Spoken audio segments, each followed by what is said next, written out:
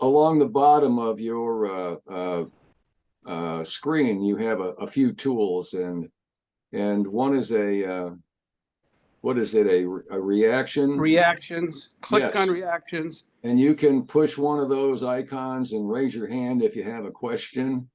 You can also open the chat bar on the side, which will enable you to type in a question if you decide to do that. And that pretty much covers it, I guess. We'll use that tool later when we do the question and answer thing for Don, when he awards the prize to the big winner. Jim, I wonder if you might take a minute to explain to people, if you were going to go out and start fly fishing for steelhead, what do you think, or salmon, what do you think are the probably the most important tools to acquire? In terms of a rod, should a person be buying a 7-weight, an 8-weight, a 9-weight? What do you, and I know that your line would be the recommended line because, and I'll let you elaborate on that. But I had a question about backing. Do you nowadays, do you use braid for backing to have more backing? You know, that's one of the, I guess it's a pet peeve with me. Everybody now in the fly reel industry, they seem to have large arbor, and so that makes the spool not hold near as much backing. And when you're fishing for big fish that can really run, I've always liked either the mid arbor or the standard arbor where it's deeper and you can load up a lot of backing. And we prefer the Dacron braided trolling line. Basically, that's what it's like. The Dacron lasts forever, doesn't rot or anything, and it's usually about 16 braid, 16 strands. And if you're going for steelhead or salmon, we opt to do the 30-pound. Yes. And then on smaller outfits, if you're trout fishing, we would put 20 pounds for the backing. So and we actually years ago we were the first people to do an orange backing, because usually backing, when you got it, it was like either white or a dark green, and it had no sex appeal, had nothing, and you couldn't, when the fish would get into your backing, it was hard to track or follow where your line was going. So we started doing orange through Cortland years back, and then we added in. We did a beautiful bright blue. I mean, it's like a sea blue, and it's gorgeous. It's our favorite. And so, but you can have good visibility on that in the sun. You can see your line, and if anything like ever gets into root water, gets you snagged up, you can follow your line all the way down to there. So we did a lot of colors, and we actually had a hot pink. Donna says, let's do a hot pink for the casting for recovery for the women. So, and we put that on the reel, and a lot of people, they go, and that's the color I'm putting on my reel. And so it looks pretty cool on a lot of those, with the different colors. Don, you had a question. I forgot. Okay. Can I keep going? Okay. Let me just mention real quick, the rod sizes for steelhead, I would normally just do an 8-weight for steelhead. But if you get into chums, steelhead, and you want kings, you'd probably do maybe a 9 or even a 10-weight for those. But on an average, an 8-weight is a good size for steelhead. Questions, anybody? Yeah. So, Jim, I saw something probably a year and a half ago, maybe 2 years. It was an interview that someone was doing with you at Lamaglass. Have you aligned with a rod company? Do you have a relationship at this point? No, right now we don't. We started. I think we started with Lamaglass, and then because Dick Posey was always a dear friend of ours, very close, and the boys, and then down the road we went to Loomis. And then from Loomis, we went to TFO, which is Temple Fork Outfitters. And they actually allowed me to design the rod that I really wanted. I mean, everything about it for me. And all the, like the little dots where you join the two pieces together, the grip handle, the strong lower butt section and a sensitive tip. And we did a Jim Teeny rod with TFO in a 9-foot 4-piece. And then we did a 10-foot 5-piece. And those are takedown travel rods that are exceptional. And I mean, right now we go on like eBay or whatever. We're trying to, if there's any Jim Teeny rods out there, we try to buy them because they're not making them for us anymore. And well, we used to be able to pony with an order and get like 25 of a size, but I think now they have us like at 50. So to order 54 weights, or that's like a lot, and then you start 4 all the way up to 10s or maybe a 12 weight saltwater. So, but anyway, they're beautiful. They were consistent. The rods were like cookie cutters. That's where, and I'm sure Gary Loomis is the same because he's a perfectionist. When it comes to designing and building rods. Yeah. So if you have to pick a fish in the world you'd like to fish for, what fish is that? Gosh, I mean, and I've been consistent about this. I mean, okay, so if God said, Jimmy, you can make one more trip, where do you want to go? And I would honestly, I'd have to tell him I'd like to go night fishing at the bridges in the Florida Keys for tarpon. Wow. It's just the most exciting, scary fishery you ever can do. I mean, and it doesn't always have to be black. You know what I'm saying? Because you got lights off the bridges, or you got a moon, and some of the times the tides when they go from the Gulf out to the ocean, don't have to be even in the dark. But in the evening, the shrimp get around that area, so the tarpon line up to feed on the shrimp, and then below that, the sharks line up to feed on the tarpon. And these are bull sharks. These are big bad sharks. You know what I mean? So it's an experience that's been unbelievable. Anna did it. Have you fished the Goldens before that you're going to fish after Jurassic? No, I've never fished for Goldens. No, I've always wanted to. You might change your mind about that tarpon thing. Might change your mind for that ultimate trip that God gives you. Yeah, we're gonna find out. I mean, I guess the Delta, the water is not clear, but they take their boats. You get a couple people in a boat, and then you go up into the tributaries that are clear coming in there, and that's where the Goldens are, and it's much easier to fish. So I'm gathering all the information I can. Really excited about it.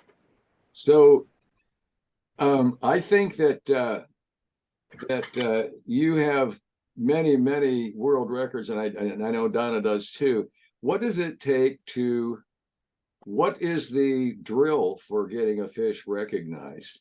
I've always wondered that. I know what I have to do if I am lucky enough, which I never will be, to find a Boone and Crockett deer. But what do you go through with a fish? I don't know how to do that.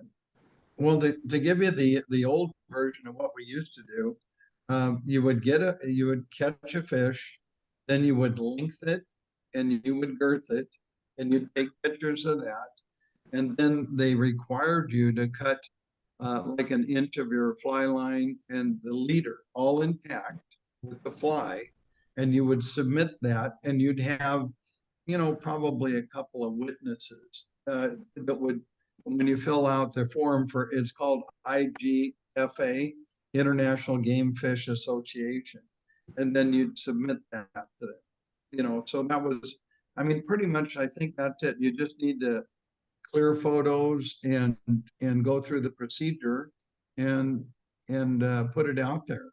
But it really, it isn't as difficult as it is. I think maybe when you first start, what I need to do, but you do need to have that leader and everything all intact.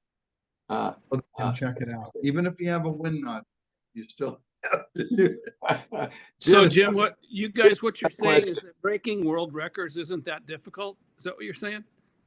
No, I'm not. I'm just saying to record them. I think that's what you said. You meant the process of recording. The process, might yeah. be a world record, yeah.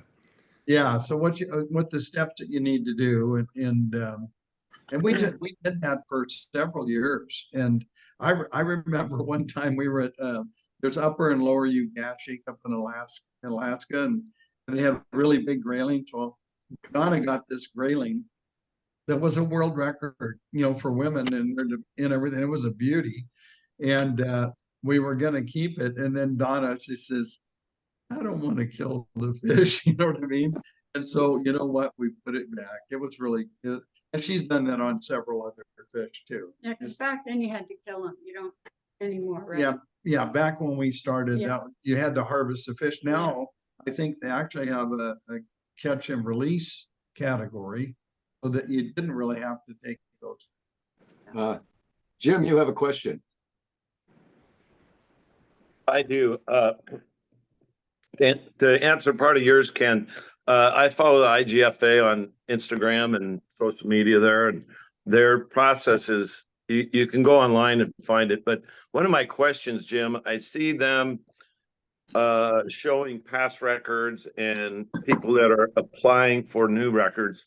They mentioned IGFA certified guides. So people that are interested in trying to set a record or catch close to a record or record fish, are these guides, obviously their knowledge and of locations and tackle helps assist them, but are they designed to, I'm not sure how to put it, like by line class, or, there's all those classifications, the biggest fish by the lightest line.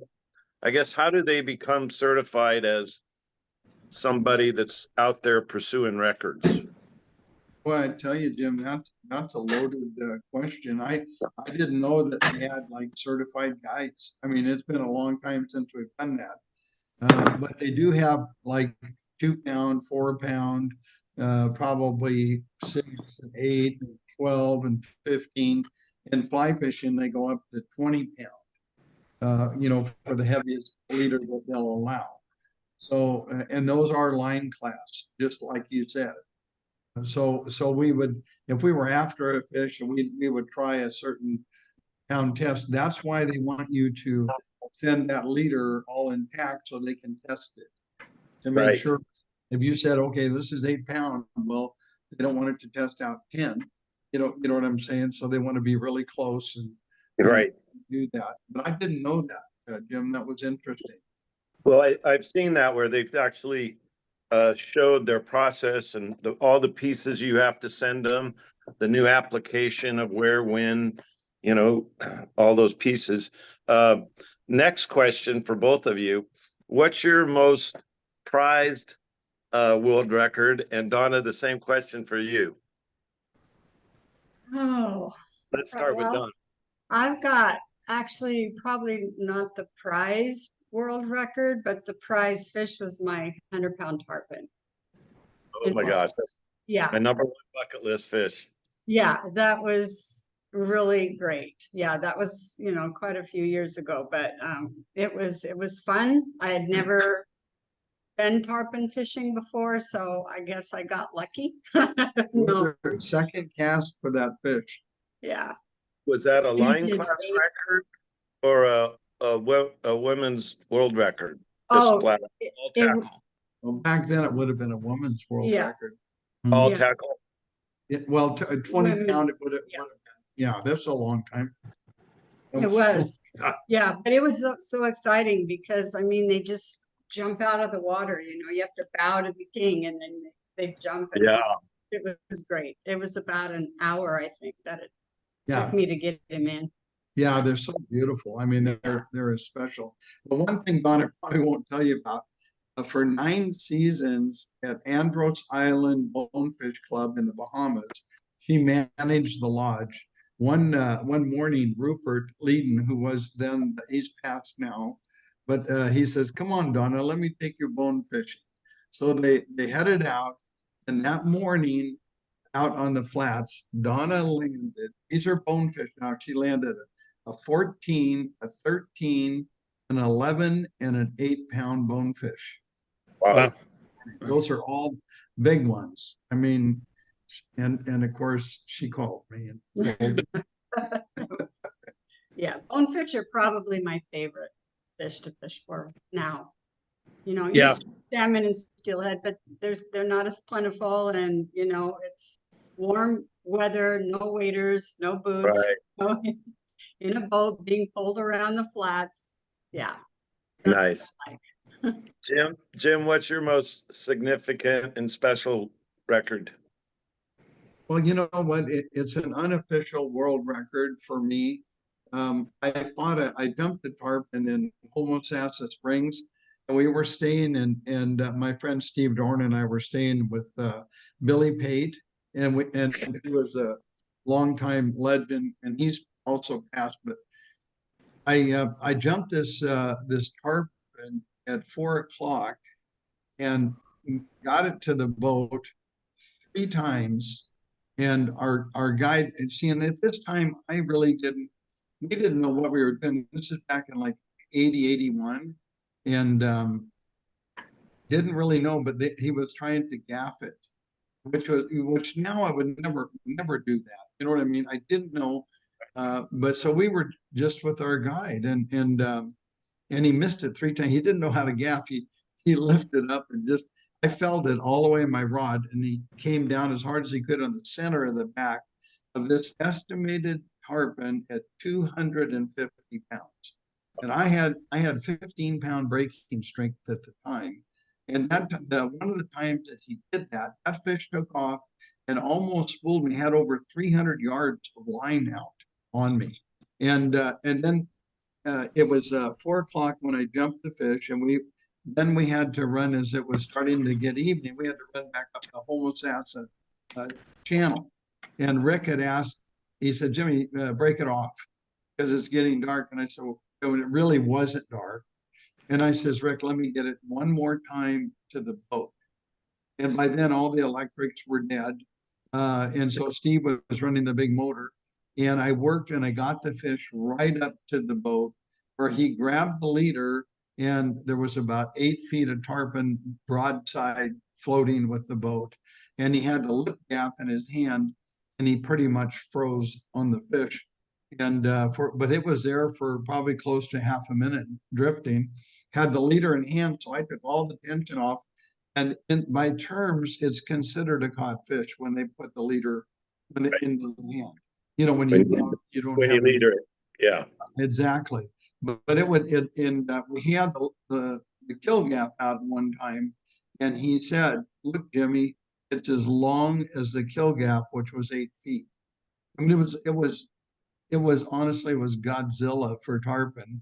And and then 2 other guides put fishing, and every time it came up, they said that's a 250 fish. So we had 3 guides estimated at 250. But it will definitely be my greatest battle ever. And I consider that I got it. It was a default on the guide's part. He was afraid of the fish. He took all his clothes off, except his shorts, took his watch off, shirt off, shoes off. And I said, "Why are you doing that during the battle?" I said, "Well, if I stick it, it's going to pull me in." And I think he was really afraid of it. Yeah. That memory for me is forever. It was a monster. So what was Interesting your how test? What was your leader test? It was 15-pound was the weakest spot on that. And what was the rod weight? It was a 12. It was a lemon glass 12 weight. Yeah. Wow. Great. And I got it on a big, like a 2-aught antique gold teeny leech. And I watched it. And I mean, it was really, really cool. I mean, I watched him just come. It was only a pack of about maybe 5 tarpon, and another boat had said, "There's some tarpon coming, but they're running deeper." And I had made up the intermediate shooting head with a floating line because Steve and I weren't casting it well. We weren't getting that. We were not able to with a full sinking line. Just it was miserable, and so that line would just shoot out there and go down nice and slow. So once I could see them coming, I kind of set it up and made the cast and let it go down. And when I thought they were close enough, I started stripping it back in. And this one big fish just kind of went straight while the other ones just kept going. And I watched it open its mouth. But when it tried to come out of the water, it could only come out about halfway and like breach. You know what I mean? It couldn't clear the water and jump like a normal tarpon because it was too big. So big. Yeah, it was. What a problem. Yeah. Yeah, it was really something. I love how both of you's favorite fish are tarpon. That's my number one bucket list fish. And the thing to do if you wanted to is night fishing for tarpon is the biggest adrenaline. I'm not saying that that's the only way to fish, because I started out daytime fishing, but the night fishing, they let their hair down. I mean, and all you need is a floating line and both hands on the rod. That's about it. Because when they want to take, oh geez, it's just like somebody dropped a Volkswagen on your rod. When they're loud, they just go whoosh. You can hear them.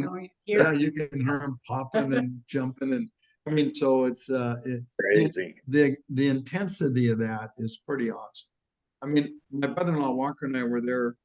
One evening it was broad daylight, and the tide was falling, and we got out there, and Bruce Chard was our guide, and we both, Bruce and I said, well, we know we're early, we're too early, but we set out the anchor and with the current going, and we looked over to the right immediately, and a tarpon rolled, and we said, and he says, homie, did you see that? I says, oh yeah.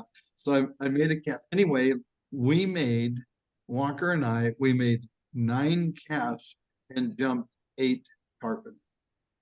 And That's pretty good ratio. oh my God, it was unbelievable. I mean, we were just on fire. It was, and they were there to feed. Pretty cool.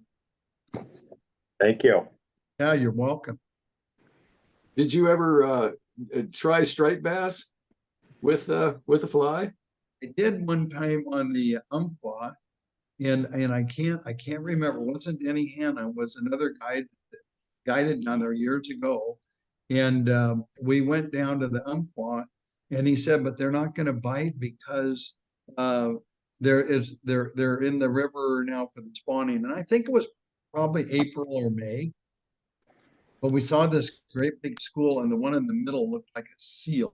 It was so big. We never did get over to that one, but but our ginger leeches, the ones that are like the off-white or the white color, I did land one that our guide told us that was about 18 pounds. That's the only time that he said they wouldn't bite though, because when they're on that run, and I lost 2 others, but I did land that one.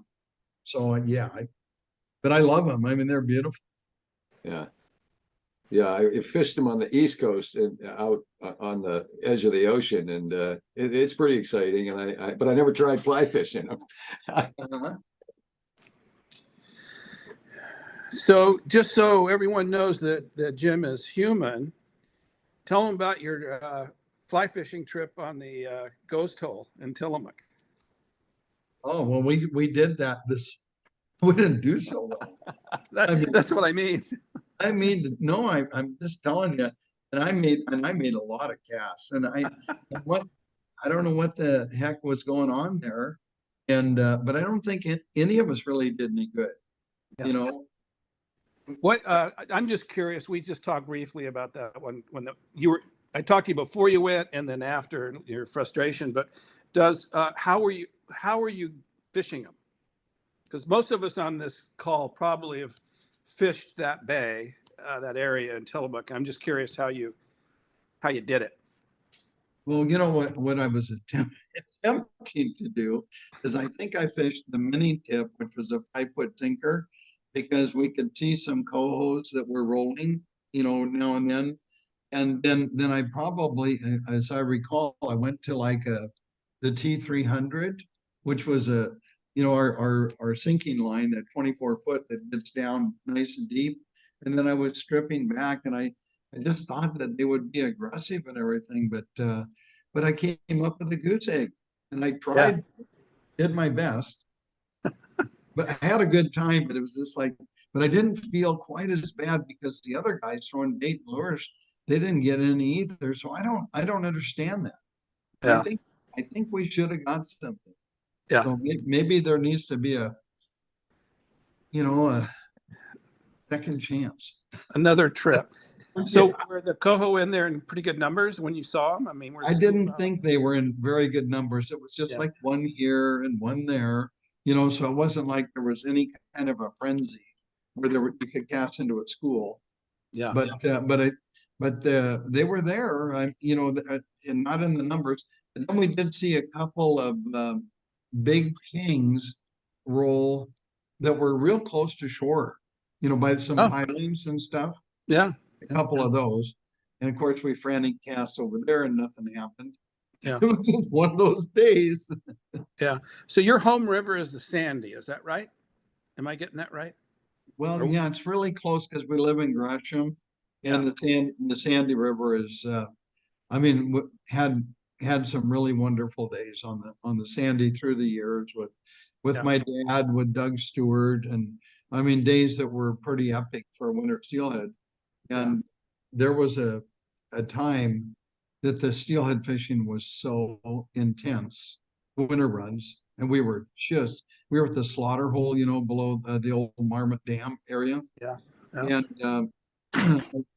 my dad and I went out fishing that day, and I was scheduled to do a program, I think, in Vancouver. And so once that, I had to have a friend cover for me. I totally spaced it. I was so into, and I think that day my dad and we hooked 32 steelhead. It was a really good day. Yeah. The slaughter hole's gone now. Oh yeah, and then the Clackamas. The Clackamas was so good. The summer runs below Cazadero Dam, and you know where that is, just above Estacada. And we would climb around the boulders and and I find that, oh my gosh, did they used to stack in there. And at the right time. It was like sardines in a can, those summer steelhead. And then we'd also get some spring Chinook too. But the steelhead was our main focus. And we had tremendous days. Those are great rivers. So now you can go back with that whole summer run that was eliminated 25, 30 years ago. You can go back now and there's an abundance of wild fish. Abundance. Thousands. That's and what where we're now? from. No, I'm just kidding. Yeah, I'm just trying to. No, that's how it was sold. I know. As that eliminating that we would have. I don't want to get political, but that's one of the most difficult decisions made in the last 35 years, in my opinion. They never went up. The numbers never came back. Never went up. It was just like, oh yeah, well this is going to work. Well, it didn't. And no, they went down. Yeah, they dipped. Anyway, yeah. Hey, Jim. Do you know Jim Kennedy? Know that guy? Jim, did you have a question? Oh. No, I put my hand down. Oh, okay. Oh, there's your head. We got your. I can see your head. Yeah. Nice. Dale's here. Hi, Dale. Hey, what about moose? Who? You got any questions on this fly fishing? I was going to say. I have plenty of questions, to be honest with you. That's your chance, Moose. Yeah, I know. I feel like such a novice compared to, you guys right now. But to start, one of my first questions, kind of going back to what Ken had earlier with salmon, is like, what do you find success on as far as like flies for salmon? Or is it like from dry flies to either, leeches or whatever you're using? What is like your go-to fly? Well, see, Moose, this isn't fair for me to say this because I've only fished our teeny flies since 1971. That's Oh, wow. saltwater, freshwater, whatever, and that's what we use, and we do really well. I mean, so but there are colors, you know. And I remember the going to the Kalama River, you know, in Southwest Washington, back in the early 70s. We were steelhead fishing because we were gonna head up to the Kispioks. So my friend Don Anderson and I were there, and then all of a sudden the river filled up with these big fall king salmon, and it displaced the steelhead. We were trying to fish for the steelhead, and then we were hooking these kings. Well, they broke a fly rod. They took one of our lines. They did. I mean, they tore us up, you know. But there were some really big. I'd say there were several 30 to 40 pounders. And at the end of the day, we went, man. I mean, we were tired. They worked us over, and that's when I first really got hooked on fly fishing for king. So that was like in 1970, 71, right in the beginning there. And the black was the best color back then. It was just, Wow. I mean, it was like, okay, well, let's just put on a black one. And then we took in 1975, we had the Three Dog Night. They came in on one of their tours at the Coliseum in Portland, and they got a hold of Mike Salee, and Corey Wells said, "Well, we want to go fly fishing." So four of them and four of us, we went up to the Kalama River, I'm trying to not make this too lengthy, but I want to show you that Corey says, well, no matter what, we have to quit by 1:30 because we got the concert tonight. We got to get home and everything like that. And so my dad was along on the trip, and my dad was the only one that brought like flyweight waders then. The other one, we were all of us just going to wet wade, you know, in tennis shoes. And we got to the river, and my dad stepped out in the water and made 3 casts and hooked 3 great big king salmon. And he says, he looked back upriver and we were all in the water.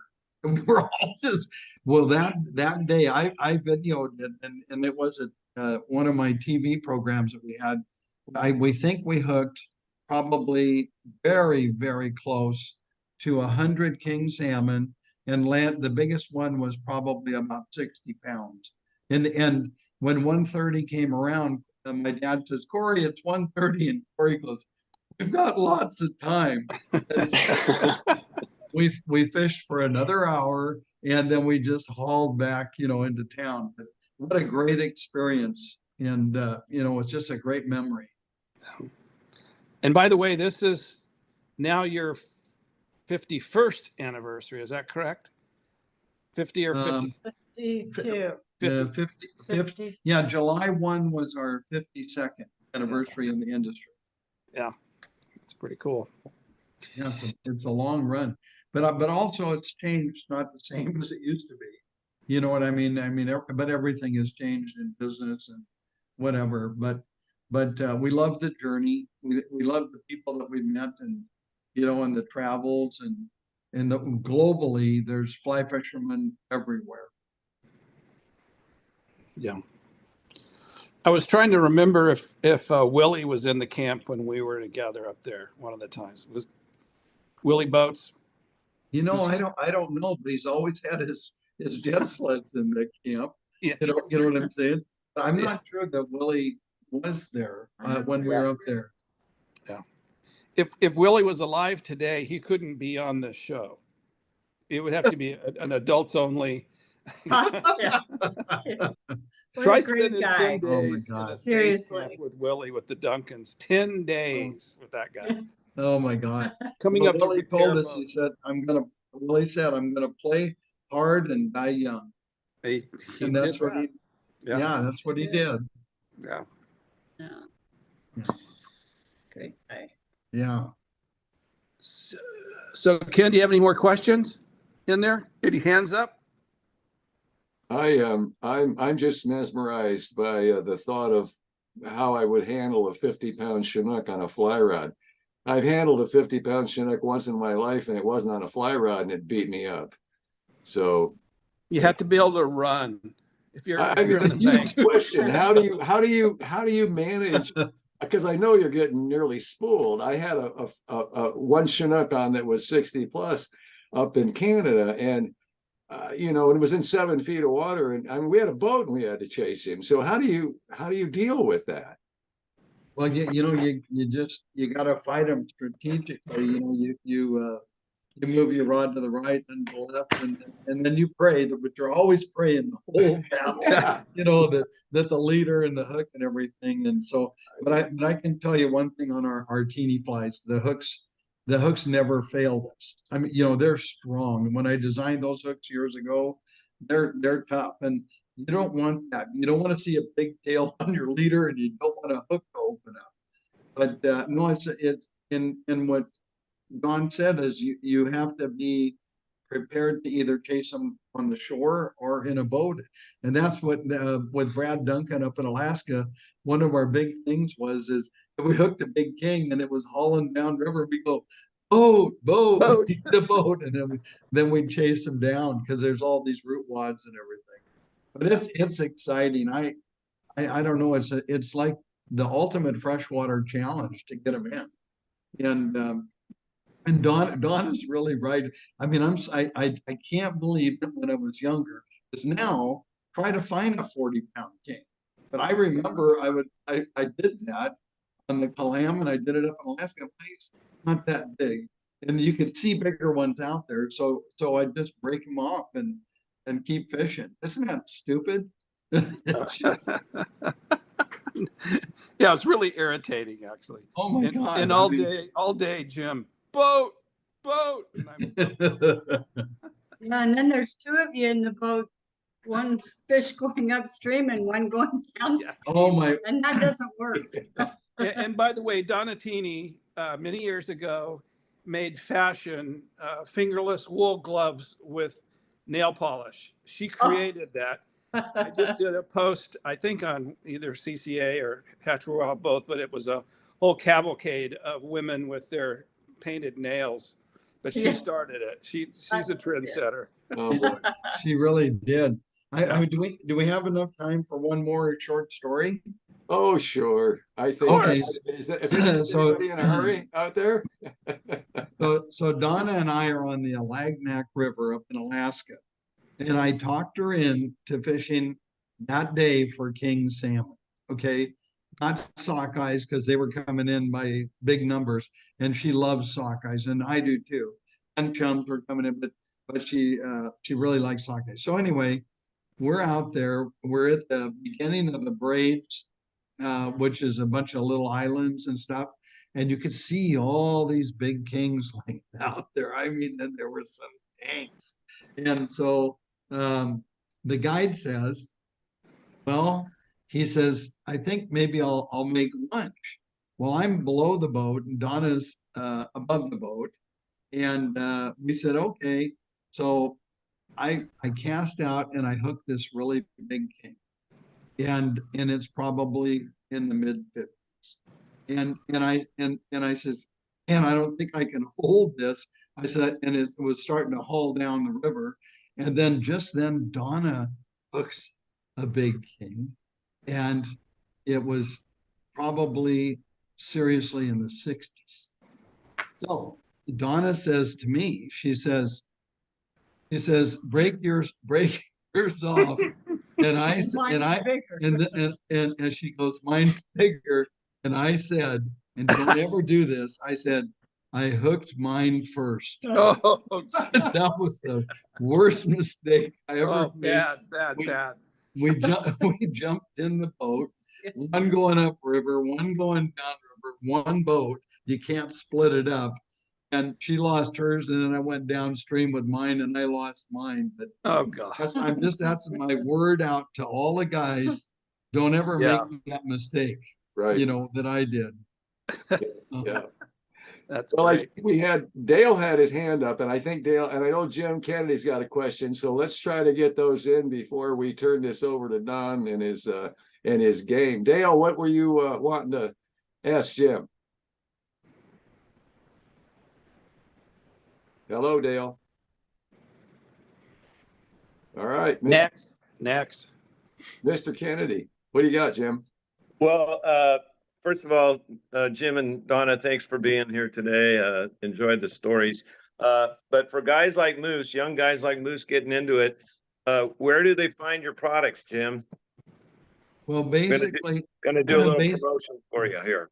well, basically to go online with us direct, like info@jimteeney.com, or to go to the website, it's www.jimteeney.com.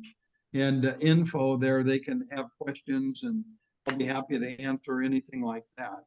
And also, like, our phone number is 503-709-2032.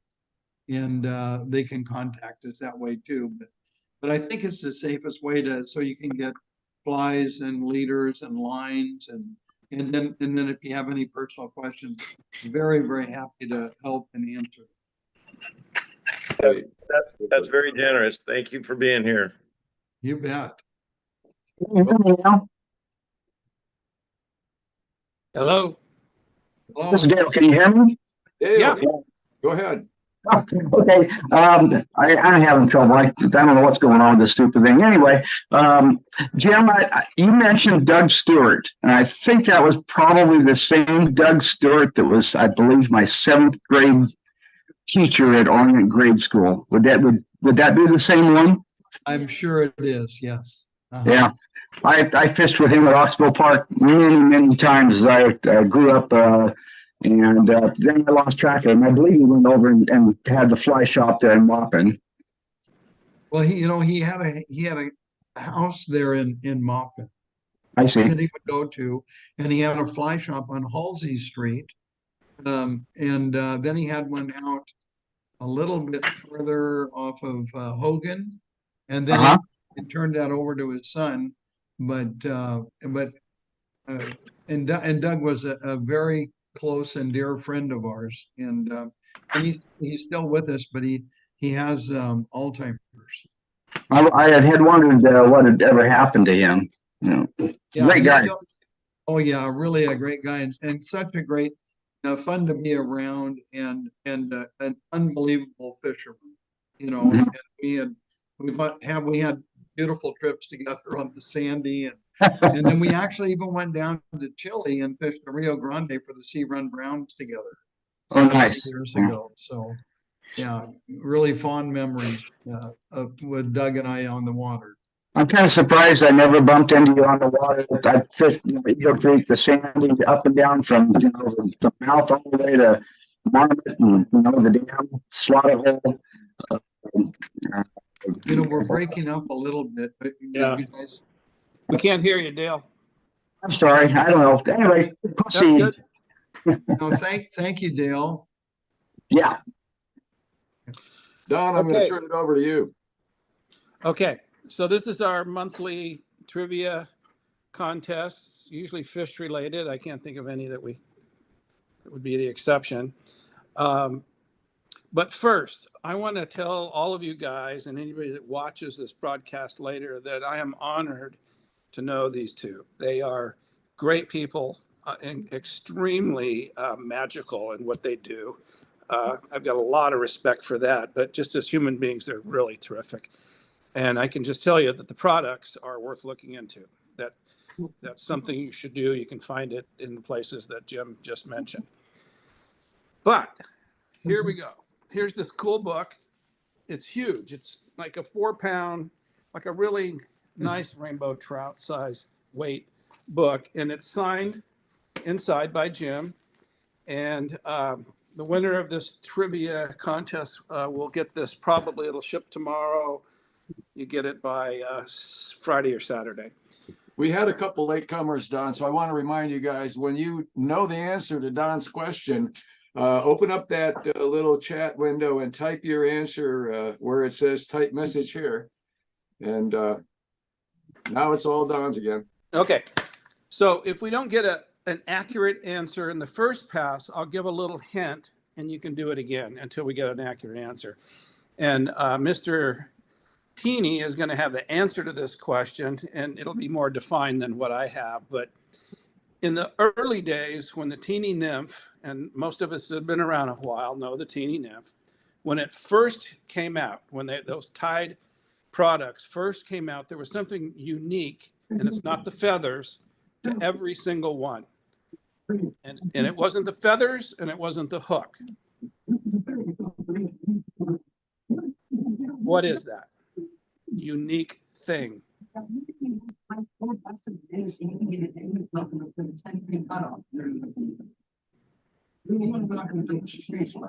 Jim Kennedy says thread. Jim? Yep. You said thread? Yes. Am I seeing yours? Any other guesses? That's not even close, by the way, Kennedy. Whatever. Somebody got it. I'm staying out of it. Oh, yeah, Whoa! Somebody Douglas. got it. somebody got Okay. it.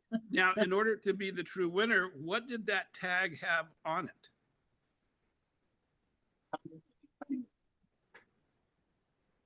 Who is that? Doug? Douglas.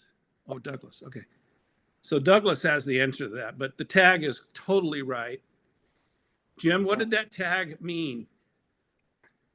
Teeny? Well, you know, back then, I mean, we didn't know how to identify our fly from any other fly pattern. So it actually had my name on it and a C in a circle. And that was, there was a little black tag. And I remember a lot of the people that were buying our flies, they swore that the tag was making the difference. But, you know, no, I mean, they did, you know, but It's it true. wasn't. I I pulled them know. off every one I got. I think the Oh, difference was the way they moved in the water. It was kind of funky. But Yeah. I saved every one of them. I have hundreds of little tags with your name on them. God. So- We even said, ask for the fly with the tag on it in the very beginning.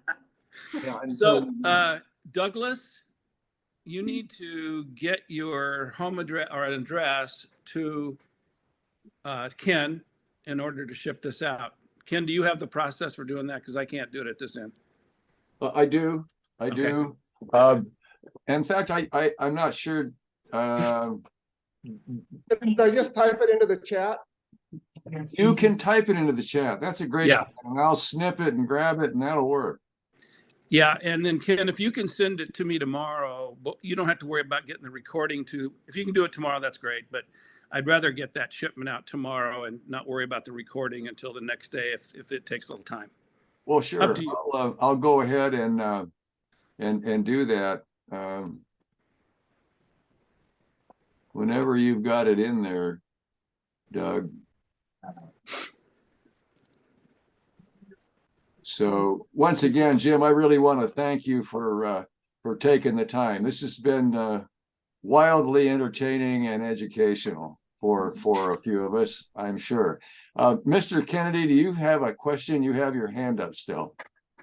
No, I just didn't lower it. Oh, okay. You can Thanks stop. for There thanks you for thanks for doing the best job you could tonight, Ken.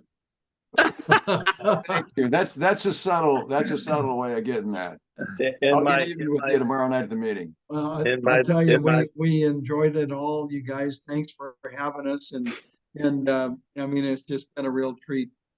You Yeah. know, so Yeah, Thank it's you. been fun. Thanks, Teenies. Okay. Thank you, Bye. guys. Hey, Bye-bye. thanks very much Bye. again. bye. God bless you. Guys. All right, gang, I'm going to call it complete, and I'll get the information off to you, Don, and thanks again, everybody. Yep. Thank you. Good night, folks. Bye.